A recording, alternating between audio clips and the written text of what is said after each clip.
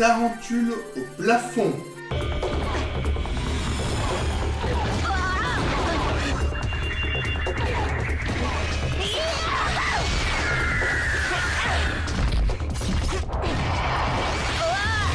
Ça servait à quoi de lancer des éventails si tu voulais tomber sur elle au final? Je faisais un brin de causette à Lucienne. Lucienne? Bah oui quoi, Lucienne. Je donne des petits noms aux monstres que j'atomise, c'est plus ou moins. Ouais. Je t'avoue que j'aimerais pas trop te voir dégommer une Nickel. Fallait pas la traiter de Lucienne. C'est quoi le problème avec ce prénom? Combien il nous reste de points de vie? Plus des masses. T'encaisses encore un tir et pour toi c'est game over. Pareil pour toi Ulrich. Taxi, monsieur, et en voiture, Simon! Génial! Comme ça, au lieu d'en tuer qu'un seul, vous en tuez deux d'un coup. Et Aelita est seule.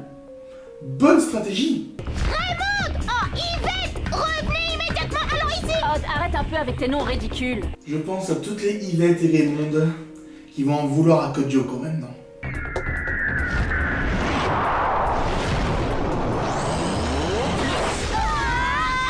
Ah, c'est quoi ce plan? Je sais pas, mais c'est nouveau. Ça va? Vous êtes en un seul morceau? Bah ouais, on dirait. Deux jambes magnifiques, deux bras minces et musclés, un torse d'Apollon et la tête qui va avec. Bah, le compte est bon? Tu as oublié le sens de la modestie. Celui que tu viens de perdre. Jérémy, qu'est-ce qui s'est passé? J'en ai aucune idée. Il va falloir que je me repasse la séquence quantique pour traquer les anomalies au niveau des métadonnées. Et surtout, n'oublie pas de vérifier la caractérisation isothermique des signatures binaires non binomiales.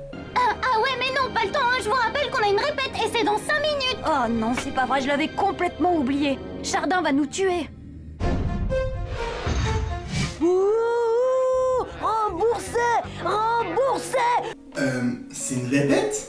Ou c'est le vrai spectacle? Comment veux-tu qu'on te rembourse un spectacle gratuit? On peut lui donner de l'argent. Jadis, par le passé, j'ai moi-même écrit une pièce en un acte. Enfin, disons plutôt une scène. Alors, je compte pas ça comme un boulot, mais on va quand même le mettre sur son CV. Qu'est-ce qui vous a poussé à mettre en scène Cyrano de Bergerac cette année? L'élégance du texte, sa modernité? L'envie de nous faire entendre le cri d'amour d'un personnage écorché vif ou celle de vous frotter au romantisme? Le manque de moyens. Oh! Chardin doit être mon prof préféré. Sans blague. Ben oui, comme il fallait réutiliser le décor de Roméo et Juliette de l'année dernière, j'ai dû me rabattre sur une autre pièce avec un balcon, donc Cyrano. Fallait faire une impro, ou alors une mise en scène très minimaliste, comme la cantatrice chauffe par exemple. Qui donc m'appelle? Moi, Christian. Vos mots sont hésitants, pourquoi? C'est qu'il fait nuit. Et dans cette ambiance à tâtons, il cherche votre oreille. Alors, pourquoi c'est une répète devant public, mais sans costume? C'est quoi exactement? D'ailleurs, vos mots à vous descendent. Ils vont vite. Les miens montent, madame. Il leur faut plus de flèches laser. J'ai pas lu Cyrano, mais ça me paraît pas être le texte de base. À moins que... Orage! Oh désespoir! Oh yes, ennemi! N'ai-je donc vécu que pour cette télékinésie? Cancre là! Je ne tuerai point! Moi, madame, si j'avais de tels tentacules, il faudrait sur le champ que je me les amputasse! Couvrez ce bloc que je ne saurais voir. Prenez un cercle, caressez-le, il deviendra mental. Tarentule, donne-moi ta force, et ta force me tuera. Être ou ne pas être, telle est la xanatification. Mais qu'est-ce que c'est que ce charabia? Mais taisez-vous à la fin, vous ne voyez pas que c'est du théâtre à 200%, une approche moderniste à mi-chemin entre la cantatrice chauve et Mortal Stomba 3. Je viens de comprendre pourquoi la cantatrice chauve est ma pièce préférée. Arrête ça devient lourd, votre gag là! Ah Yumi, mais qu'est-ce que tu fais? À cause de toi, j'ai raté le méga tank. Sissi est un méga tank? Je pensais plutôt que vous la verriez comme un cancre-là. Hein? Un bloc? Tu débloques, Stern? Hein? Alors là, j'aimerais bien savoir ce qu'il voit. Est-ce que des mains poussent du bloc? Voilà où ça mène de passer son temps devant pléthore de jeux vidéo et les séries de dessins animés. Ah, tu viens de passer de personnage appréciable à gros con en moins d'une seconde. Bravo. Xana est bien à l'origine du coup de folie d'Odd et Ulrich. Le problème, c'est que pour les faire redescendre, il faut les ramener sur Lyoko dans une tour de passage. Un jeu d'enfant, n'est-ce pas? Et là, je pourrais lancer un programme qui leur rendra leur intégrité psychologique. En clair, tu veux qu'on les fasse sortir de l'hosto? Bravo, t'as tout compris. Bah, c'est déjà la 3e fois que vous le faites, donc ça devrait aller. Il lutte contre des adversaires imaginaires qu'il nomme Crab, Megatank ou encore Xana. Oh non, vraiment, on se demande où ils vont chercher des noms aussi loufoques, hein, professeur Frelion. Ah, les jeunes. Alors, je ne vais pas rebondir sur le nom du professeur Frelion, mais les crabes, c'est des créatures qui existent vraiment.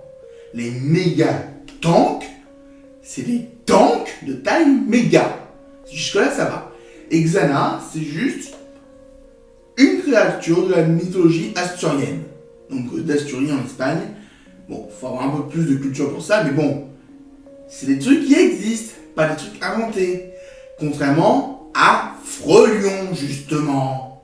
Ils sont dans la 237. Est-ce une référence à Shining? Voilà, chambre 216. Merci, vraiment très aimable. Un petit jocari, ma mignonne. Est-ce une référence à Shining? Non, je veux dire, la vieille dame ressemble. Celui qui gagne a droit aux médicaments de l'autre. C'est pas hyper raisonnable, hein. Les médicaments, ça se fait pas automatiquement. Vous là, attendez! Le bloc, il nous a repérés. Flèche là, le temps, on file. Pourquoi vous ne faites pas pareil sur Lyoko? Et il est là, le passage 3 des moches de l'épisode. Alors messieurs, c'est pour le 20h, une déclaration peut-être? Pourquoi j'ai l'impression de te connaître alors que je n'ai jamais parlé de toi? Une première barrière vient de sauter. Nos héros ne sont pas encore à l'usine. Est-ce que vous pensez vraiment qu'ils vont avoir le temps de sauver le cœur? Ou est-ce qu'on va encore avoir un étirage de temps scénaristique? Vous y êtes, maintenant foncez, entrez dans la tour de passage. On y va. Vous entrez pas dans la même tour. Ça vous fait pas tilter?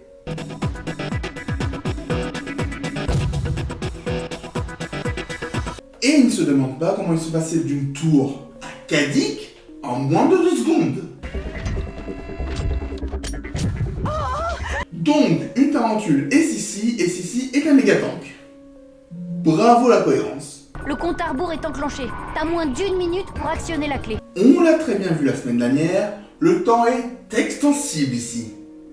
Tu as le temps, t'inquiète.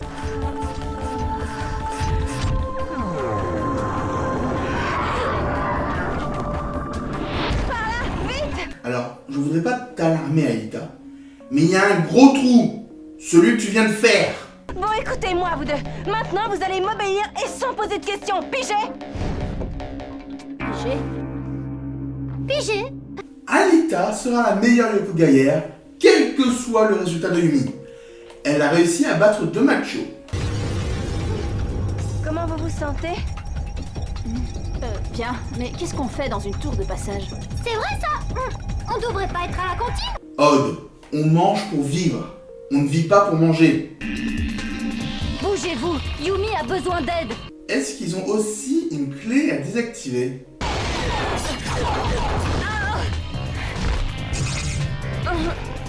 Alors, je sais pas ce qu'ils ont dans cet épisode, mais il y a énormément de plans de type point de vue. C'est intéressant. Attention, le cœur n'est plus protégé. Si l'encaisse un tir, un seul, c'est Lyoko qui disparaît, et vous avec. Le bouclier a explosé après que Jérémy ait commencé à parler. Est-ce que Jérémy peut voir la puissance qui reste au bouclier?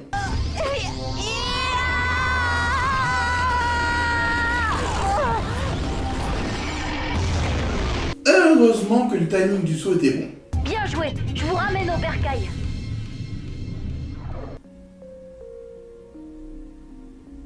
Pourquoi ce long temps mort?